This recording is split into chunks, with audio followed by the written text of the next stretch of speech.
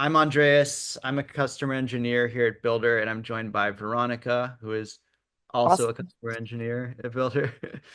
Um, but what we're going to be talking about today is building components with Figma and AI, basically taking a Figma design and bringing it into your code base with an LLM and not just creating like a generic, here's some div soup, here's a landing page. Like that works great for just quickly spinning up a landing page or quickly spinning up something maybe for like a smaller company and you just kind of need to get your thing live.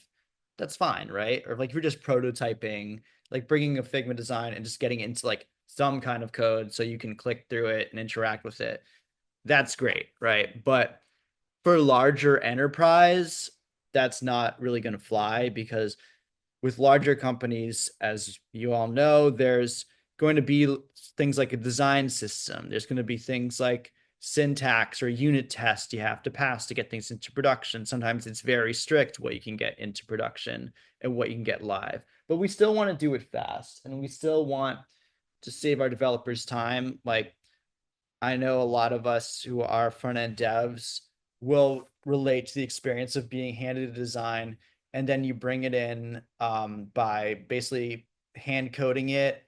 You're spending a lot of time trying to center a div, you're adding the exact margin, and then it's not responsive. And you have to like kind of do it all again for mobile, for tablet, whatever. Um, so that's a challenge and it's sort of feels like busy work and we don't want you to do busy work. We want devs to be freed up to do like exciting, interesting, logical problems because you're like engineers, you want to solve problems. Or if you're not an engineer, if you don't know how to code, you want to be able to get your ideas into production without having to write all of this. There's like kind of like a faded graphic of a bunch of React code. You don't want to have to like write all of that code if you don't know how to do it, and you don't want to have to give it to devs. It goes like into a sprint, and I think I have another tab here. It goes into sprints, and then it just kind of sits in the sprint, or it doesn't get into the sprint, and then basically like you've got a roadmap that's overflowing, as this product manager says, or you want to ship important, the developers like, I want to ship the important stuff, not I don't want to move this like margin over 3 pixels or 4 em or whatever. And then like the marketer says the CTA is not right. These are some characters in your company, and then the end users try to use it and they're like, yeah, this is not great. We're not having a good experience here. So we want all these things to live holistically. So what we're gonna go over today is in place of like a code base that has like your own unique design system that's unique to your company. What we're gonna use is a Material UI Next.js starter app, and we're gonna try to import a design. Basically, we're gonna have like one new component that we want to add, but it's not just like a static design. And I'll just show you the design. It's a design of like various different variants. Um, like there's an error, there's a warning, there's kind of like information. There's buttons attached to that might need to have some interactivity. There's a dark mode version of it. There's like it can like expand. There's different versions of it, and you know, a lot of components they'll have like a bunch of props that they get fed in, so they can be reusable. They can be used across your design system. We might want to put them into a storybook. We were not just trying to just recreate a design that's static. We're trying to like make it dynamic and like useful, let's say. So different variants and states essentially. So that's what we want to get into our Material UI code base. And we wanted to use Material UI like atomic components when it gets there. Like not just like create a new div with an X for the X out box every time, or like create a new button like with a button tag. Like that's not what we want. We wanted to actually use our existing button tags, our button components rather. So we're going to bring that into our code base, and then we're going to use AI prompts to refine it and to iterate on it, because AI is a powerful tool. It can do a lot. And if you don't tell it what you need it to do, it'll just make some stuff up. And anybody who's, used some of these LLMs like ChatGPT will understand that like if you don't tell exactly what you need, it'll kind of like try to guess what you need.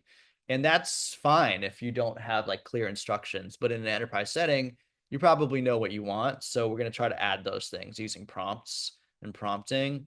And then basically we're going to then use like visual design tools to like fine tune things or make changes, but also use those in the context of AI. Like every change to like a few pixels or every like modification of text and all that, that gets like brought into your prompts, and then you describe what you want to do with those changes. So it's a little more dynamic than just like dragging and dropping like various tools.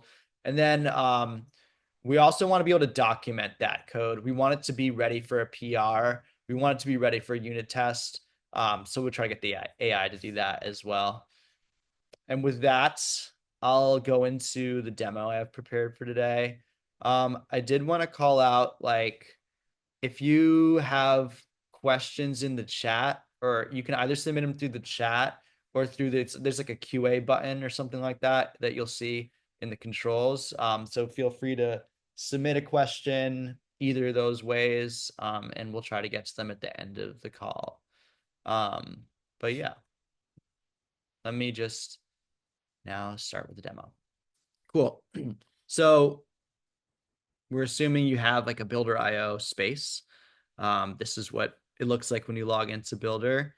You can connect a repo. I can go here and connect my repo, or you can start from scratch. But for the purpose of this demo, I want to connect a repo that has an existing system. So I've already done that. I would just like click this, and there's some setup steps, and we go from there. But I happen to already have it set up right here. It's basically a Material UI basic setup here. And it's just kind of a dashboard right now, but this is what we're going to use to import things. And you can see in the code that we have, what do we have here? Some components where everything is being imported from this library, from MUI, Material UI. Like if I go to app.tsx, you'll see it's like box, typography, whatever. Those are all coming from Material UI, right? So that's like kind of like the syntax like that we want to stick with. So what we're gonna do now is go to Figma. And Veronica, if you could share the Figma plugin link in the chat when you have a chance. Mhm. I'll But go ahead and drop it on the chat. awesome, thank you. But what we have, like I showed earlier, is it's basically just like a banner component. Like maybe it goes to the top of the page and tells you some important information. I mean, it could be like a sales thing, but I feel like this is probably for like an internal tool.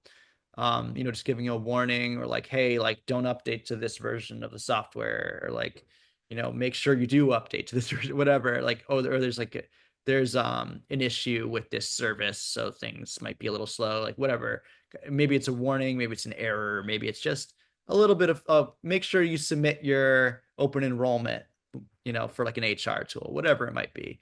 But what I'm going to do is basically install this Figma plugin. So the link's in the chat, but you can also just search for it, and you go here, and this is just a plugin to Figma. This is pretty important that you use this plugin because basically it allows us to get way more information from this Figma than the Figma API allows us to. The Figma API, they limit it a little bit, but when you're having a plugin within Figma, you can get way more context, especially when you have designers, and this is the best practice, especially when you have designers like making components, Figma components like this. You can see here's the banner component, and you can see in this one, you can see this is the error, warning, success. So these names are going to be available to the LLM. It's going to know like, oh, maybe I should call this property, have an enum that has like inline info, inline neutral.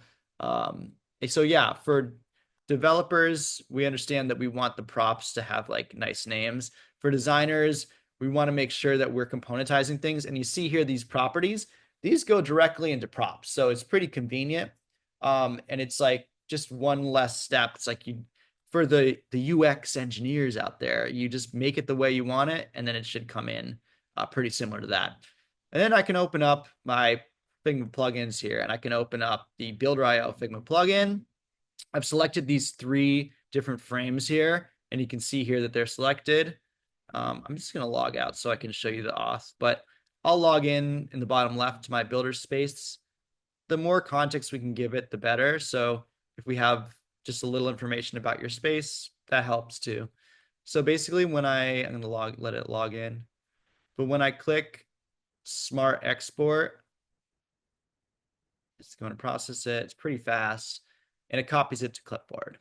So I can either click Open in Builder or in my case, I'm just going to go over to the other tab. No worries. So I'm here, my vibe coding tool. I've got a dashboard. This is like rendering the app. I've got a chat here where I can talk to it. I'm going to paste into the chat the Figma design, which is basically just a big blob of information describing the Figma design we just exported. And then we've got screenshots. So each of those frames, it's going to take a screenshot of because it gives it more context. Like if that information shows it something that's a little confusing, hopefully these screenshots can guide it in the right direction. The LLM, it's like really about all the context you give it. Just like if you had a new developer on your team, you would probably want to tell them the conventions that you use as an organization. You'd probably want to tell them, um, I don't know, like give them documentation, right, about how we do things around here, right? So the same thing with the LLM, like it's a much faster than a junior developer, but it still needs to know like what you want it to do, how you want it to do it. So I'm going to do a prompt here alongside this Figma information. Create, oh, wow, I didn't mean to yell. Create a component from this set of from this set of components. It should be fully interactive with both light and dark modes. And then okay, so that's cool. We're going to create the component, but how are we going to see it, right? It's going to create it. It's going to toss it in our code base. Like, cool, whatever. I can't see it though. So if you're familiar with Storybook, what I'm going to do is kind of just create like a dummy Storybook page for it. And we have customers who actually are creating like entire design systems in this way using like a Storybook boilerplate app and just importing the atomic designs first and building from there. It's another story, but it's pretty cool. So I thought I'd share that.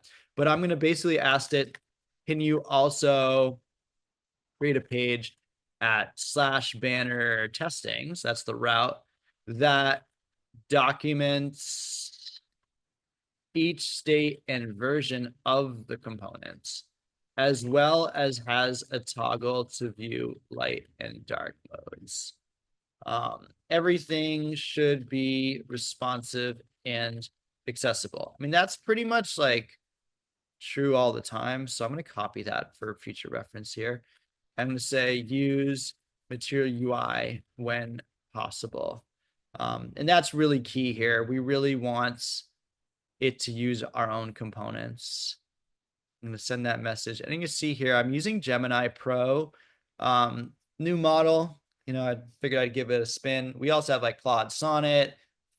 For those who use ChatGPT as their therapist, they might recognize GPT 5.1. We've got a variety of options. I think the choice of LLM is available at the enterprise level. For self-serve, it might be an auto choice, but we're always adding new LLMs as they come out. And yeah, I think there's even Grok in there as well. So I've got the prompt. They're all reasoning models. Somebody has to use Grok. Yeah, Grok is available. And somebody else asked, is it possible to use my own API keys for Claude or Gemini? I don't think we have bring your own LLM at this time, but it's something that I think it could be an add-on for like an enterprise deal. But we do have, you know, various of the most popular models available. Somebody asked about Manu's model. Is that in reference to our own engine here? We have a lot of stuff. But all of them are reasoning models. So what that means is it thinks and it thinks out loud, kind of. You can read its thoughts. Like the user wants me to create a component from the Figma design. It kind of like analyzes what you told it and what it thinks it should do. And then it tells you, okay, I've thought about it. here's what I'm going to do. And then it starts to read code. It starts to look at your code base. And if you had your design system, one common question is if you have your design system in another place, then in this case, it's just being imported. But if you have it living somewhere else, so you don't have access to the code, you can actually run an indexing command on your design system that gives us basically documentation and understanding of how your design system is commonly used that then we can apply to the LLM and give it additional context. It's all about the context you give it. So then it starts to write some code. You can see here it's importing a lot of stuff from Material UI, which we like to see as we asked it to. Um, People ask me a lot, like, hey, I asked the AI to create this Figma design, but it didn't use these kind of components. I'm like, did you ask it to use those components? So a lot of the times, the answer to questions is how do I get the LLM to do this? And the answer is you ask it to do that. It's not always that simple, as we're probably going to see. Sometimes there's iteration needed.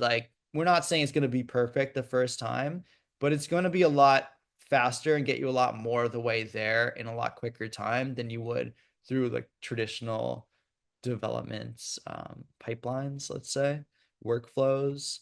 Yeah, so it works on this. Always feels a lot longer when you're on a live stream, but in the grand scheme of things is pretty quick. Thinking. All right, so it's got all the components created here, and then it'll tell you, hey, here's what we've created. And if we want to add instructions, I can go to settings and instructions here. Earlier I pasted everything should be responsive and accessible. Maybe I'll say always tell me which files were modified at the end of generation. And you can spell things wrong, that's fine. Just as anyone used an LLM will know, somebody just types some stuff in and it pretty much can figure out what you're trying to say. I'm gonna go to the /banner testing that we asked it to create, and we've got some pretty good stuff here. Honestly, it looks very similar to what we had in our different variants in the Figma. Let's take a look. Not bad for this first run here. And I'm gonna do some pretty cool stuff. Actually, one of the things I was going to do, actually, they already got it right the first time. I was going to show you how to fix it, but there's always more to show. So I'm gonna go to design mode, and this is pretty cool. And it's something that you don't always see in these vibe coding tools, is a pretty full-fledged visual editor within the tool. So I can go to my layers tab here, and I'm able to see each one of these components or elements as a different layer. But what I can do here is I don't want this border right on the X button, because I don't think it had a border here. If I'm not mistaken, no border. It might be that the box component has that already, but what I can do, I could just type it into CSS properties if you're really good with, or not even that good. I'm not that great with CSS, but I know how to put border none. But what you can also do is there's a UI that exposes the most common CSS properties for people who aren't as into CSS. You just choose none. Okay, great. That's cool. I modified that one, but what about all these other ones? That's not the greatest. You can't just have one button that's different. So I'm gonna go back here, and you can see the context of what I have selected. I'm gonna say make sure the border for all the X out button. I'm not sure the technical term for that. All the X out buttons are none, just like the one I modified. And then you can hit enter. And basically, this is how you apply your visual design changes. You make the changes with an editor, and then you append a prompt to it if needed. And then you hit enter, and it takes that in and it generates it. So yeah, to update, it might take a little longer because it actually does have to do this thinking. But that's an important step in the process, because it's not just removing one line that's saying hey, there's no border. It's looking at your code and making sure it actually updates the component itself, and it actually makes changes to your code base. And if you see here, you can see it works pretty nicely. still highlights, which is nice. If I go to my code tab here, I can start to look at what's been changed. So you can see anything that's highlighted in blue. I see my app.tsx. It added a route. This is like, even if you don't code, this is pretty straightforward. There's routes. There's 3 different routes of places you can go on this page, and one of them is /banner testing. And if that looks familiar, it's because that's what we're using to access this. So this page didn't exist before, and now there's a path there in our routes. And then when I go into components, I can open up the banner. That's what I just created. There's even a README on it that tells you how to use it, give you some information. There's the banner.tsx. You can see the diff. There's nothing before, so there's not much to see. But the important thing to see here is that this box, icon, button, use color scheme, it's all coming. I wish this box wasn't in front of it. Maybe I could make the window a different size from Material UI. So, and even this, all these icons from Material UI icons, and it takes in properties, variant, heading, body, copy. These are the same props we had in Figma. Has different colors for different light mode and dark mode. So it's trying to basically use, like, create components that look like the components you already have in your code base. It has the context of your code base to understand that. So now I'm going to look at dark mode, and that doesn't look right. I don't like this at all. So we have to try to prompt it to basically say, where's my screen cap I just took? I have like 10 windows in front of it. All right, cool. So I'm going to say, this doesn't look right. Please make the backgrounds dark and the text light. So it'll try to figure that out. And we'll let that one run. In the meantime, let me go back to my projects here.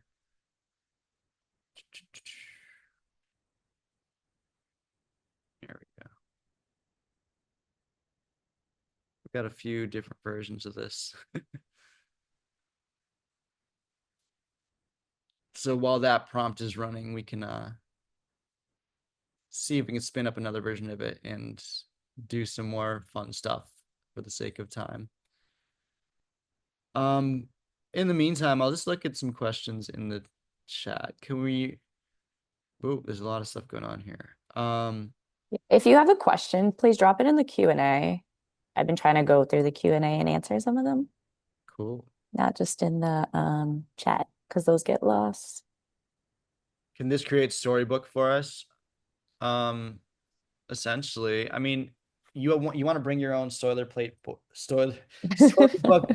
I don't know what I'm saying. Storybook boilerplate app. Like, you can bring that to the table and then start from there. I think we're gonna eventually provide one, to be honest. Like, spoiler alert. New But feature incoming. yeah, right now this one itself. I'm just gonna like let it do its own thing. But look, it got it perfect on the first try, which is very exciting to me. Goes between dark live demos. You want this stuff to go right. So we got light mode, we got dark mode. This is looking a lot closer to what we wanted. So what I'm gonna do now is like this. This button doesn't do anything. Like, this is useless to me, right? Like, I got it like some static designs, like, big deal, right? So now I'm gonna say, when the user clicks the primary CTA, a modal should open that shows the banner. Oh, first of all, I'm gonna give this one a thumbs up because I liked it. A modal should open that shows the banner copy in the center of the page. It should have similar styling, but clearly be a modal pop-up. Try that one. Gemini Pro, don't fail me now. But yeah, somebody was mentioning in the chat, like, where do you add the instructions? It actually just moved in the UI recently. It used to be here, but it's over here, and it's in settings and instructions, and you can add the instructions there. But you'll notice that in code, it created a file called builder rules. For those who care, it creates a file called builder rules, and that kind of mimics it doesn't mimic. It's a one-to-one copy with what's in here. other things you can use agents.md. If you're already using like Copilot or a Claude Code or any of that, they all respect the agents.md file. This is basically a builder specific agents.md, but it'll also read an agents.md file as well. Some other things you have in here, like it can read from APIs that you have in your code base, but you just have to kind of go in here and where is it? I think this is oh, here we go. Environment variables. Basically you have a developer set up environment variables here that allow you to connect to your API. You can make them secret if you need to. If there's special things that run, like this is a configuration that your developer will do to like get the project set up, and then each designer or product manager or developer, frankly, that could be using this tool can make their own branches. And those branches can be set up to be draft PRs, so you're not pushing things straight to production. We want to have safety, especially when we're working with larger enterprises. Safety and security is like so emphasized. So we definitely don't want to be just pushing things to main. If you're in a prototyping phase, and a lot of these vibe coding tools are great for prototyping, we like to think that we go beyond that and can go right into enterprise stacks. But we're also great for prototyping because it is a vibe coding tool. It's great for prototyping. It's great for internal tools, that kind of stuff. We've seen people build entire CRMs basically to replace what they were using already. That's like highly catered to what they're doing. We've seen people making internal tools that can really be customized to your use case. But we want to make sure that this stuff can be pushed to production. When I'm done, I can just hit the send PR button and it's going to push a PR to my GitHub. And then somebody can review it. But that being said, primary action now works. I can open up, I can see a little modal, pretty cool, matches the styles. I can also turn off all these and see different like versions of this. Cool, we love it. I'm gonna now go to the home page. I've got this component, but what am I going to do with it? I'm actually going to have it. It says it's a CRM for the Acme Corporation. I really liked their cartoons, but I'm going to put in here. Could we add the banner to the main page? Have it be a warning that says there has been a Cloudflare outage reported. Some systems may be affected. No shade to Cloudflare, just trying to stay up on the times here. So we'll add that. It'll think about it and it'll throw that at the top. That's what we intended to do at least. And we'll go from there. But yeah, let me see if there's somebody said too soon in the chat. Definitely too soon. I was actually out of office on Tuesday, and then I like checked LinkedIn at the end of the day and was looking at it. I was like, oh, like something happened today. I'm kind of glad I wasn't there. Veronica, was anything you were working on affected by that? No, it happened so early on the East Coast, so I think it was like at 8 a.m. But I woke up and Um, I saw that on my phone and I was like, oh my God, okay, well, this is the day we're having. So all happy right, Tuesday, everyone. somebody put a random link in the chat, so definitely click on that at your own risk. There's like a phishing attempt going on here in the chat. A little bit of It's just a meme. is it a Rick roll or what? No, it's a meme. We were It's just like talking about like the original meme, uh the nice. The original memes. We were talking about like the dance. Does anyone remember the dancing baby gif? Because if you do, um I don't want to say anything mean. So there's been we got a thumbs up. Mally McBeal, yeah. So I was trying to share that earlier. Or I was trying to tell people about Chocolate Rain. That was still one of my favorite YouTubes. There's been a Cloudflare outage. Some systems have been affected. I'm gonna go ahead and say I'm not like a huge um I'm not a huge fan of it. Can you add more spacing more spacing above the banner and make it the red imprint banners. Can make it add more space to the banner and make it the red warning banner. What was it called here? Components banner that we just created. Let's try that and see if it gets a little better.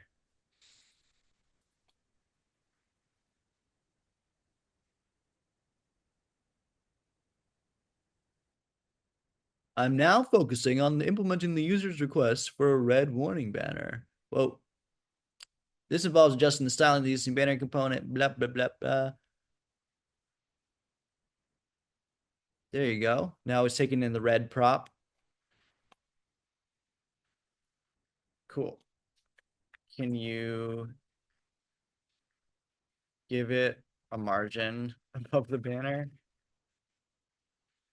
And little changes like this, this is kind of expected to have to iterate here a little bit. And that's part of the process is like when you find something that works, like one thing I kind of do sometimes is if I find something that doesn't work, I will try to prompt my way out of it.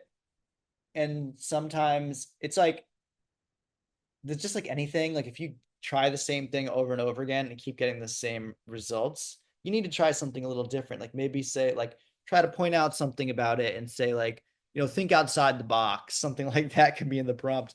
And then like when it does figure it out, what I'll do is ask the LLM, hey, could you analyze what just happened and what went wrong and what went right in the one I accepted and write me some rules that will stop that from happening in the future.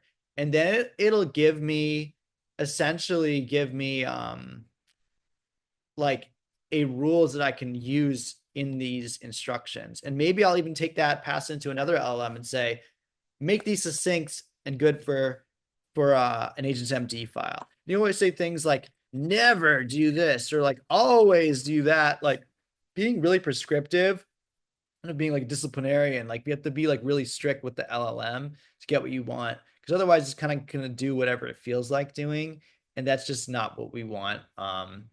From the perspective of trying to make like good holistic code that like fits with your code base. Yeah. Um, I see we have a raised hand. We're gonna get to some questions at the end. I don't not sure. I don't really have a way to like let somebody like come on to talk or anything, but you can drop things in the chat or the QA. And like we're pretty much, I mean, I think we're pretty much done with everything I wanted to go over. But I mean, the end of the day, you want to validate your results. You want to go through here and like, maybe if you're a developer, you want to go through and make sure it came up with something that you wanted. Like something we might see is like the first few times you work on the project, have the developer do it, have the developer like see which kind of prompts you're producing, the right syntax, come up with the agent's ND, come up with the builder rules, um, and go then add those and then hand it off. Um, but then basically you can have just the best practices like baked in to what you have here.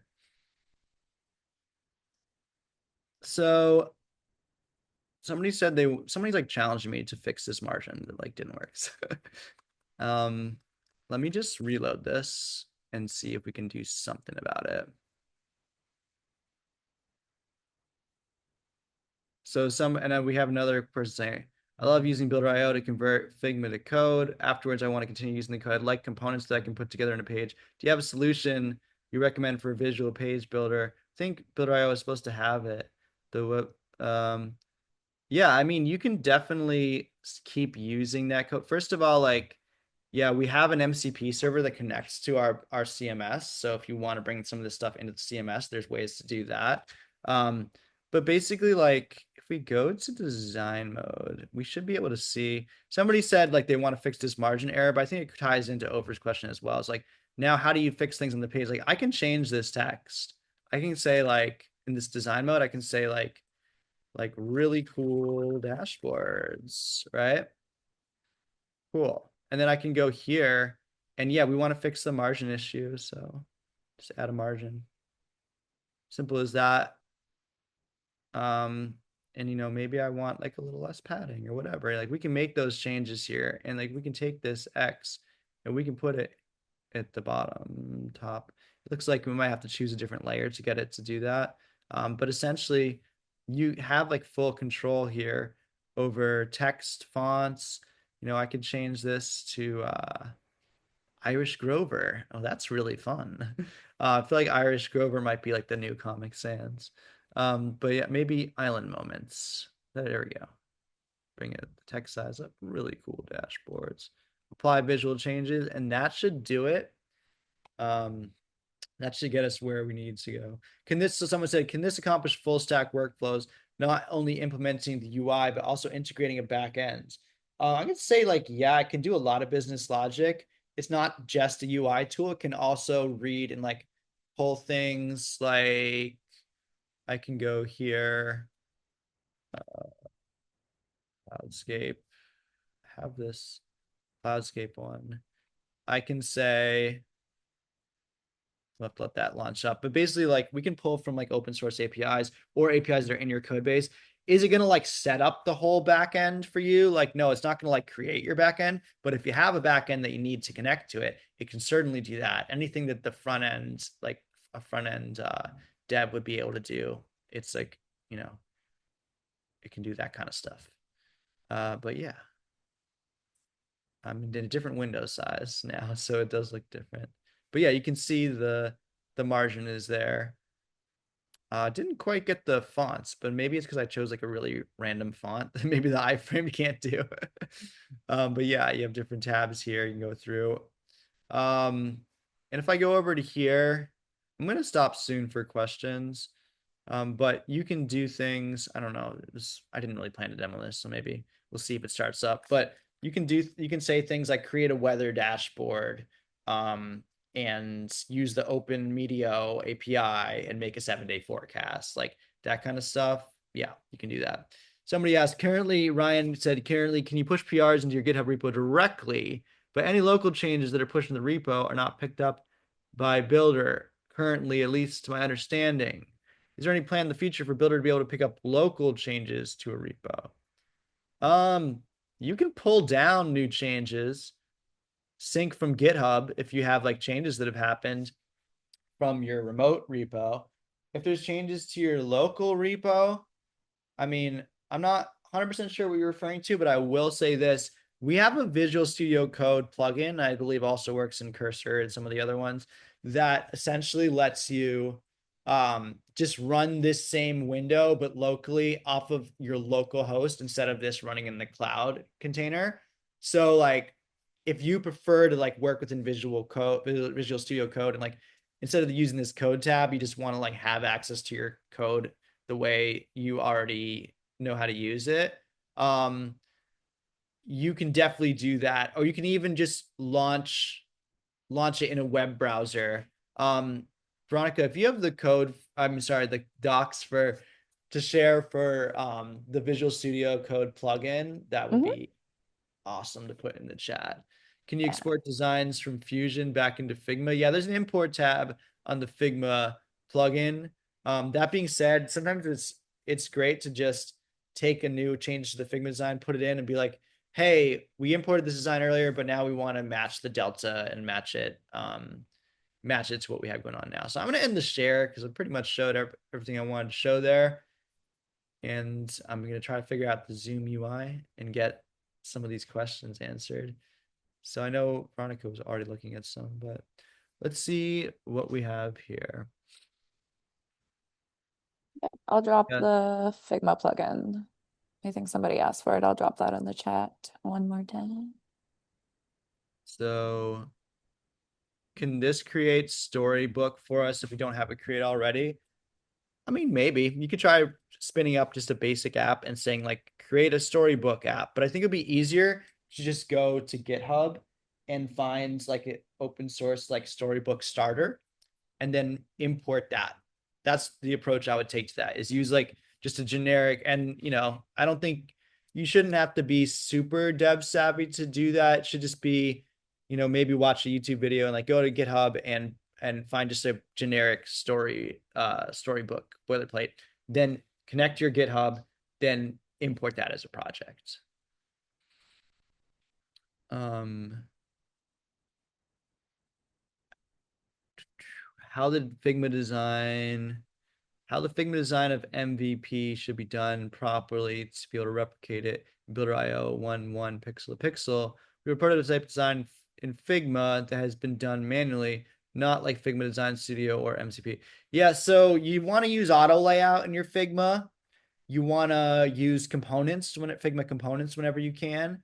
And we actually, if Veronica, once again, if you could share the Figma best practices, I think it's called like preparing Figma for precise mode. Precise mode. Yeah, just follow those conventions and you should be in good shape.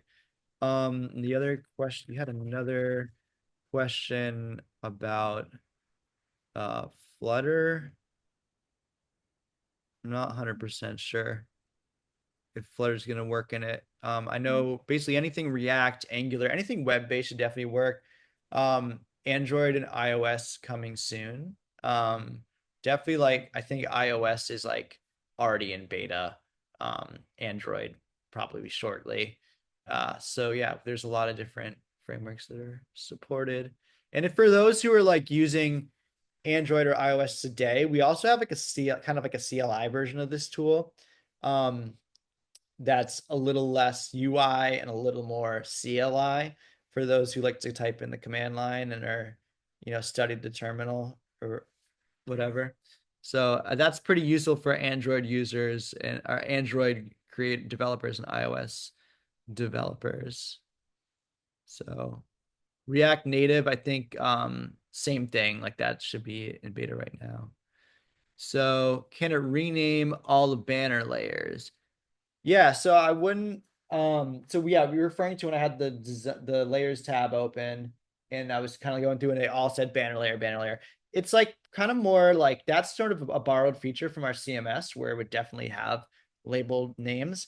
Um, I don't think it's super necessary to name those because that's just like a representation of the code that it's basically like a visual representation of the code. It's not something that like lives canonically anywhere.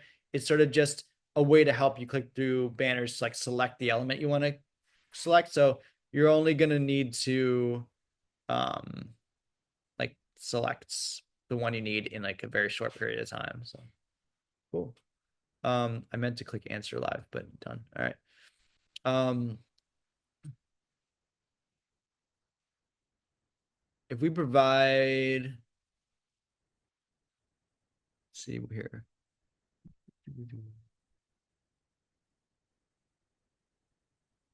So if we provide a backend we've already created, can it also create the API layer between the backend and the front end it creates? So it sounds like you kind of want to build an API, which is build API endpoints out. It's kind of more of like a backend functionality, I'd say.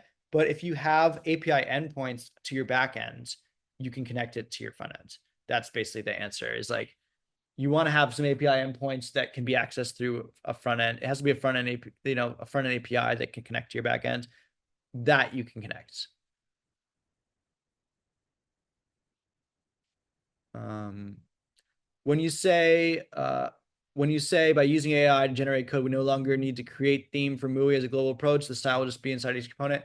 Um, I don't. So I just want to differentiate that the using AI, what the AI does is work with your code base the same way a developer would. So if the solution is to do create theme, that could, and maybe that's how you want it to be done. That could be in your instructions. Like when working with these other different colors or styles, you use the create theme function. Your developer could put that in the instructions. And then when a non-developer comes in and uses the tool, it would know what function it needs to use automatically because we know we like to use create theme. It'll do that. Otherwise, it'll just follow the conventions of what's already happening in your code base. To build a web page, is it best to create? This is from an anonymous attendee. Very mysterious. This person's an enigma. To build a web page, is it best to create components one by one or upload the entire page? So this is like the famous answer, like it depends.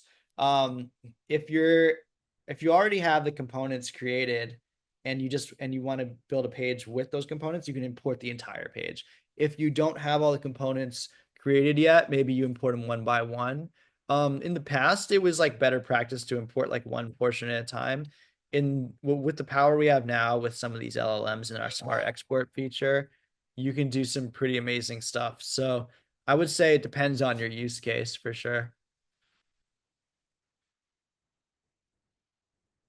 If if the AI, or no, if the project, Luan Ling Chang asks if the project already has a global theme in rule set up, how can AI know how to use it? Um, the AI has access to all the code in your code base. That being said, you can have a builder ignore file, which is the same as git ignore. So if there's something you don't want to have access to, don't feel like it has to be too intrusive, you can specify that. But in general, if you don't specify a file, it'll have access to it. So if there's a theme rule set up, the AI should be able to see that and like act accordingly.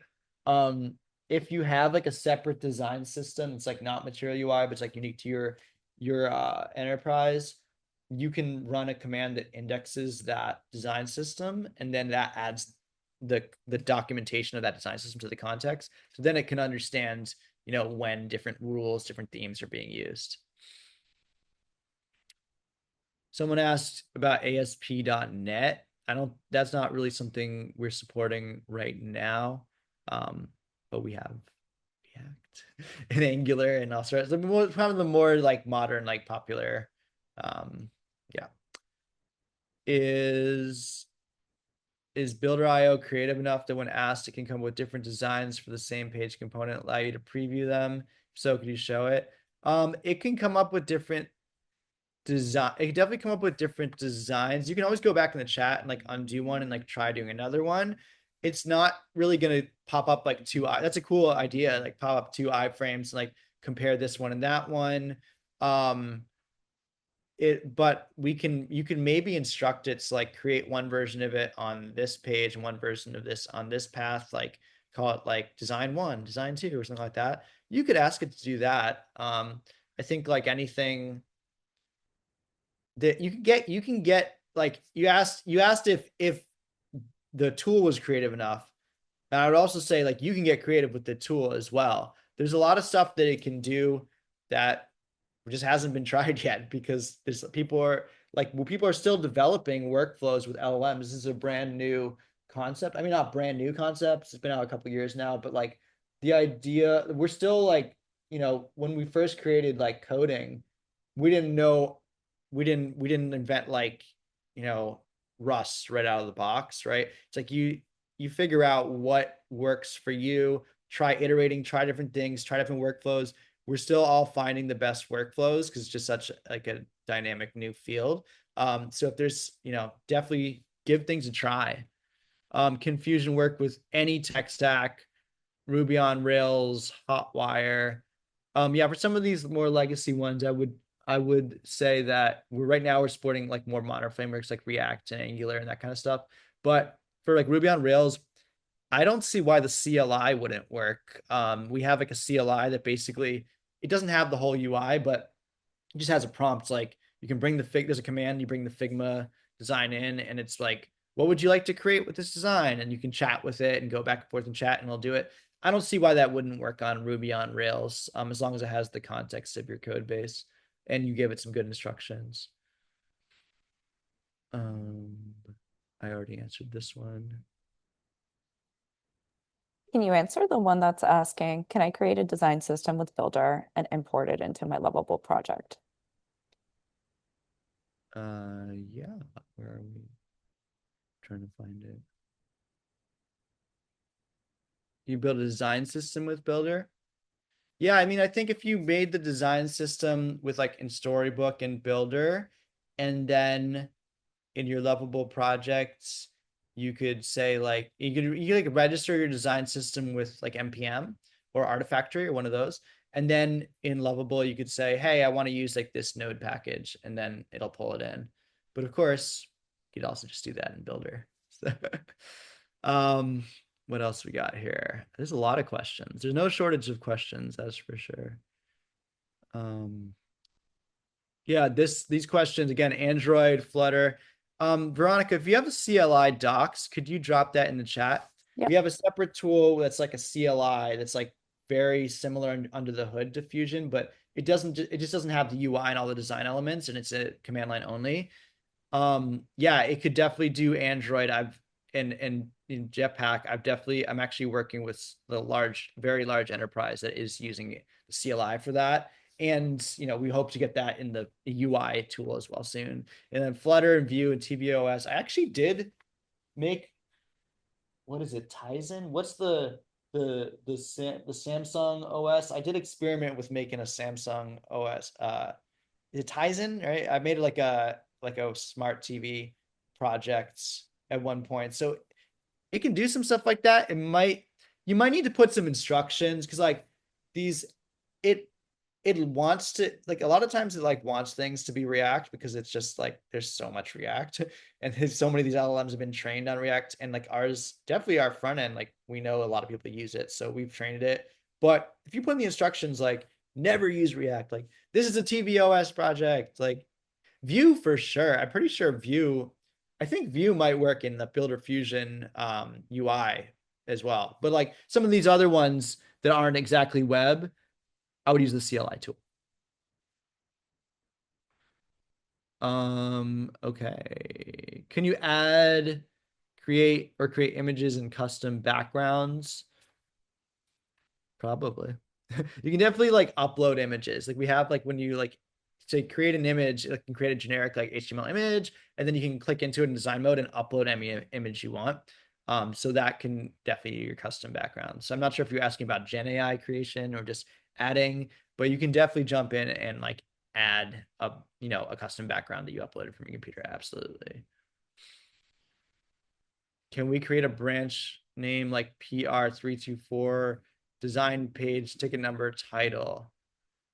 I mean, so basically I'm guessing you want it to be like dynamic, but you could have an you can kind of call the branch whatever you want, to be honest. Like it kind of creates like a generic one that's like randomly generated, like aura generator or like something Haven, whatever.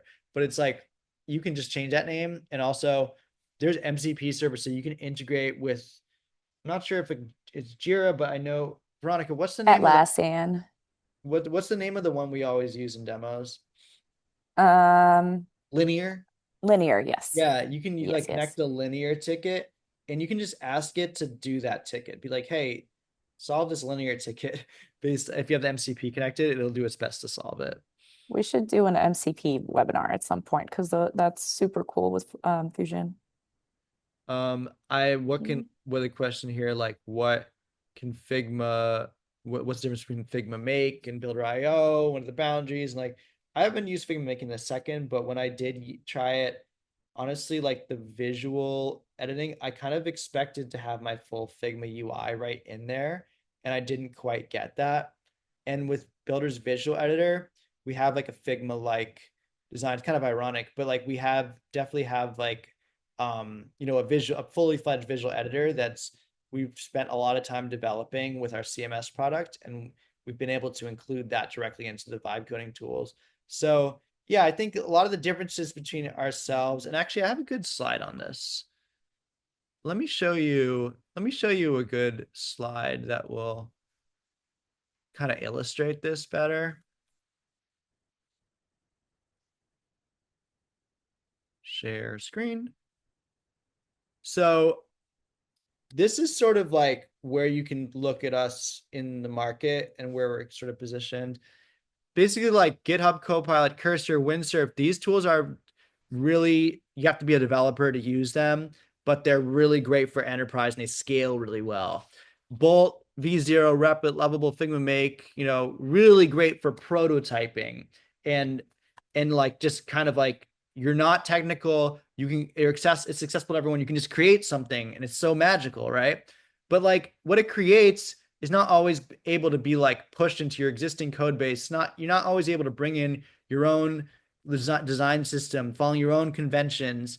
That's where Fusion comes in to bridge the gap. Is that we have product managers that use Fusion that don't code, never coded. They use Fusion so much that they are now recommended as people to review in GitHub, to people to review, PRs.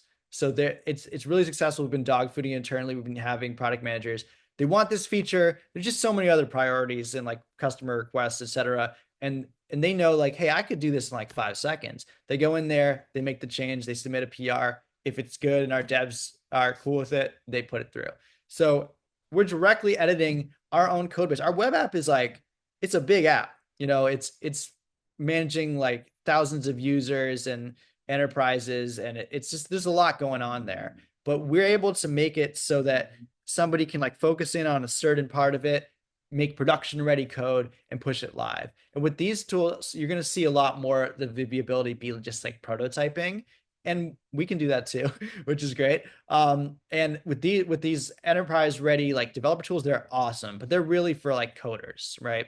So we try to bridge the gap there. I think that would be like the main differences, as well as our cool visual editor. I'm trying to find the questions I can hit done. We're kind of at time here, to be honest.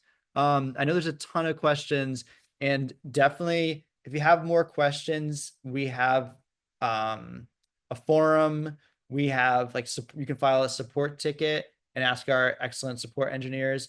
But in the meantime, if anybody's new to the product and wants to get started with it, please feel free to create a free account. If you want enterprise conversations, our sales team will be happy to talk with you, and they're really great people. So come on and scan this QR code, if you will. Get your phone out and scan it, and like and subscribe, etc., etc. Hit that subscribe button. Yeah, smash that like button. I'm sorry I didn't get to everyone's questions, but you guys have been incredible and asked so many great questions. Thank you everyone for joining. It was like a nice attendance today. Um, yeah, really had a good time doing that. Thanks everyone. Thanks Veronica for helping out here, and have a great rest of your day, everyone. Bye.